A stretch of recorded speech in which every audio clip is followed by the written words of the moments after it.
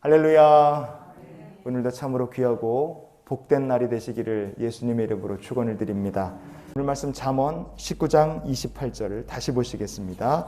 망령된 증인은 정의를 없인 여기고 악인의 입은 죄악을 삼키느니라. 아멘.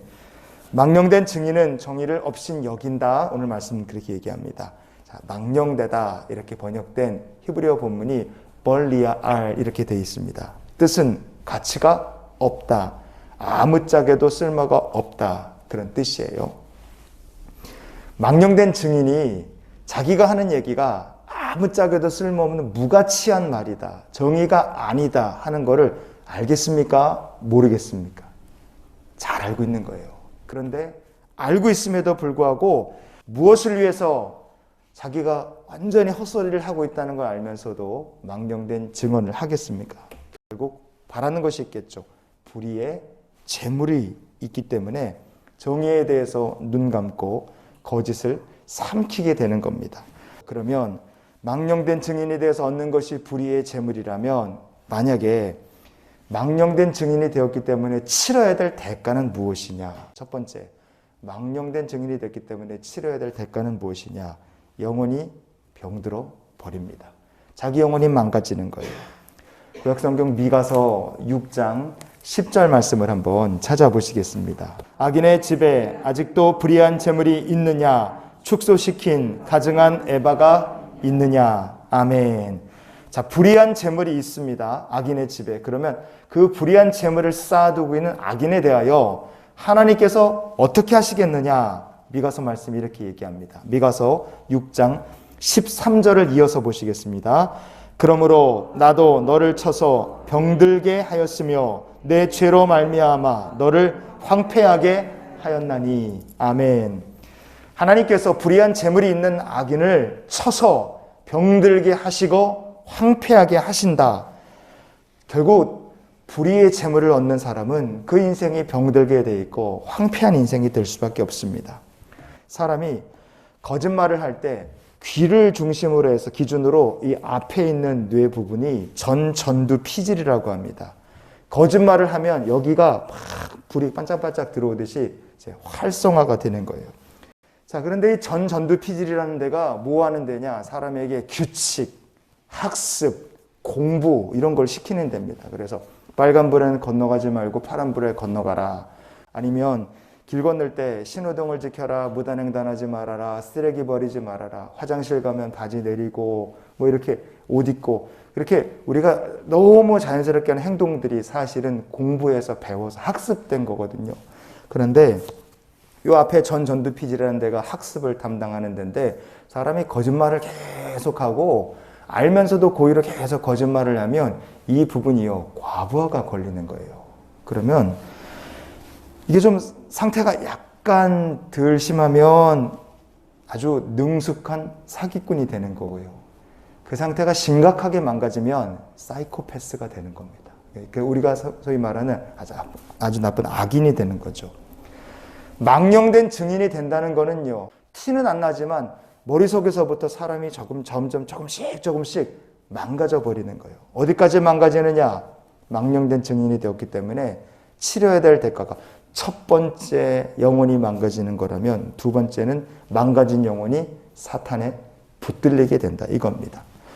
주님께서 마귀에 대해 이렇게 말씀하시면서요, 요한복음 8장 44절에 예수님께서 하신 말씀을 우리가 한번 같이 보시겠습니다. 너희는 너희 아비 마귀에게서 났으니 너희 아비의 욕심대로 너희도 행하고자 하느니라. 그는 처음부터 살인한 자요 진리가 그 속에 없으므로 진리에 서지 못하고 거짓을 말할 때마다 제 것으로 말하느니 이는 그가 거짓말쟁이요 거짓의 아비가 되었음이라. 아멘. 마귀는 거짓말쟁이고 거짓의 아비다 예수님 말씀하셨습니다. 왜냐? 그 속에 뭐가 없습니까? 진리가 없기 때문에 그렇다 그래요. 진리가 우리 속에 있으면 망령된 거짓 증인이 될 수 없습니다. 죄악을 삼킬 수가 없어요. 그러나 망령된 증인이 되면 결국 그 사람은 마귀에게 붙들려서 마귀의 종로로 탈 수밖에 없습니다. 그러면 어떻게 되느냐? 망령된 증인이 되었기 때문에 치러야 될 대가는 무엇이냐? 마지막으로 바로 거짓말하는 영에 붙들리게 돼서 결국 사망으로 떨어지게 된다. 이겁니다. 예수님께서 너희 아비 마귀 이렇게 말씀하셨잖아요. 이 사탄 마귀가 자기가 자녀 삼은 사람들을 어떻게 하겠습니까? 마지막에 가서는 다 지옥의 사망불로 떨어뜨려요. 다 죽이는 겁니다. 사탄에게 붙들린 사람이 맞이하게 될 최후는 천국이 아니라 지옥 심판이기 때문에 그래요. 구약 성경에 아합과 이세벨이 있죠. 이 아합과 이세벨은 우상 숭배도 했지만 그러나 이 두 사람에게는 망령된 증인이라는 공통점이 있습니다. 나봇의 포도원을 망령된 증언으로 빼앗았어요. 그리고 나봇을 죽입니다. 이들이 망령된 증인이고 우상 섬기며 살다가 결국 마귀에 붙들렸어요. 거짓말하는 영에 붙들려 사는 결과 아합과 이세벨이 어떻게 됐습니까? 모두 비참한 최후를 맞이합니다. 아합이 길르앗 라못으로 전쟁하러 나가는데 하나님께서 선지자 미가야를 통해서 아합에게 이렇게 말씀하십니다. 열왕기상 22장 23절 말씀을 다 같이 마지막으로 한번 찾아보시겠습니다. 이제 여호와께서 거짓말하는 영을 왕의 이 모든 선지자의 입에 넣으셨고 또 여호와께서 왕에 대하여 화를 말씀하셨나이다. 아멘. 하나님께서 아합 왕에게 엘리야 선지자를 보내셨고 미가야 선지자를 보내서 주의 말씀으로 이 아합과 이세벨을 꽉 붙들어 주시려고 하셨습니다. 그러나 아합은 진리의 말씀을 버렸고 거짓말을 하는 영에 딱 붙들리게 된 거예요. 결국 어떻게 됐습니까? 하나님을 불순종하고 아합과 이세벨은 죄악을 오늘 말씀처럼 삼킨 거죠. 불의의 이익 때문에 죄악을 삼켰습니다. 결국 그들은 지옥으로 떨어질 수밖에 없었어요. 우리가 동화책 읽어본 것 중에 피노키오가 있죠. 거짓말하면 코가 늘어나는 피노키오. 사람은 거짓말을 해도 코가 늘어나진 않습니다. 그러나 망령된 증언을 하고 거짓을 삼키는 사람은 하나님의 진노의 분노의 장작을 쌓고 있다는 것을 우리가 잊지 않았으면 좋겠어요. 우리가 이런 기도로 한날의 삶을 살았으면 좋겠습니다. 하나님, 성령에 붙들리고 성령에 이끌리는 삶을 살게 해 주시옵소서. 마귀 사탄에 붙들려 끌려다니다가 지옥 떨어지는 인생이 아니라 성령에 붙들리고 성령의 인도하심을 받으면서 마침내 구원에 이르고 하나님 품에 거하며 주님께서 눈동자와 같이 지켜주시는 복 있는 삶을 사는 우리 모두가 될 수 있기를 예수님의 이름으로 축원을 드립니다. 같이 기도하시겠습니다.